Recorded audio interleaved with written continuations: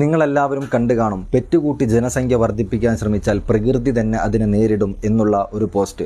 ഇത്ര വലിയൊരു ദുരന്തം നടന്ന് ഒരുപാട് പിഞ്ചു പൈതങ്ങളും വൃദ്ധരും മാതാപിതാക്കളും അങ്ങനെ തുടങ്ങി നിരവധി ആളുകൾ രാത്രിയുടെ യാമങ്ങളിൽ തൻ്റെ പിഞ്ചോമന മക്കളെ മാറോടണച്ച് ഒരുപാട് സ്വപ്നം കണ്ടുറങ്ങുന്ന സമയം നിമിഷ നേരങ്ങൾ കൊണ്ട് അന്തരീക്ഷം മാറിമറിയുന്നു. തൻ്റെ മക്കളെവിടെ, മാതാപിതാക്കൾ എവിടെ, പ്രിയതമനെവിടെ, പ്രിയതമയെവിടെ എന്ന് പരക്കം മാഞ്ഞുകൊണ്ടിരിക്കുന്ന സമയങ്ങൾ കടന്നുപോകുന്നു. പുഴകളിൽ നിന്നും ചെളികളിൽ നിന്നും അവയവങ്ങൾ അറ്റുമല്ലാതെയും മനുഷ്യരെ കണ്ടുകെട്ടിക്കൊണ്ടിരിക്കുമ്പോൾ ആ നാട്ടിലെ പ്രവാസികളുടെ മാനസികാവസ്ഥ വിലയിരുത്തുമ്പോൾ എങ്ങനെയാടാ ഇത്തരത്തിലുള്ള മനുഷ്യത്വരഹിതമായ കാര്യങ്ങൾ സംസാരിക്കാൻ തോന്നുന്നത്? സത്യം പറഞ്ഞു കഴിഞ്ഞിട്ടുണ്ടെങ്കിൽ അത്ഭുതം തോന്നുന്നുണ്ട്. പെണ്ണും കെട്ടി നട്ടപ്പാതിരക്ക് മാനത്തേക്ക് നോക്കി നക്ഷത്രം എണ്ണിയാൽ ഉണ്ടാകുന്നതല്ല ഈ മക്കൾ. അതിനൊരു കഴിവും ഒരു തൗഫീക്കും വേണം. മക്കൾ എന്ന് പറഞ്ഞാൽ അത് ദൈവം നൽകുന്ന ഒരു അനുഗ്രഹമാണ്. ഇത്ര വലിയൊരു ദുരന്തം നടക്കുമ്പോഴും പിഞ്ചോമന മക്കളെ വരെ മോശപ്പെടുത്തി സംസാരിക്കാൻ നിനക്ക് കഴിഞ്ഞിട്ടുണ്ടെങ്കിൽ ഞാൻ ആലോചിക്കുന്നത്, എങ്ങനെയാണ് ഇത്തരത്തിലുള്ള നല്ല മനസ്സുകൾക്കിടയിൽ ഇത്തരത്തിൽ ക്രൂരമായ ചിന്താഗതികൾ തലയിൽ പേറിക്കൊണ്ട് നിനക്ക് ജീവിക്കാൻ കഴിയുന്നു എന്നുള്ളതാണ്.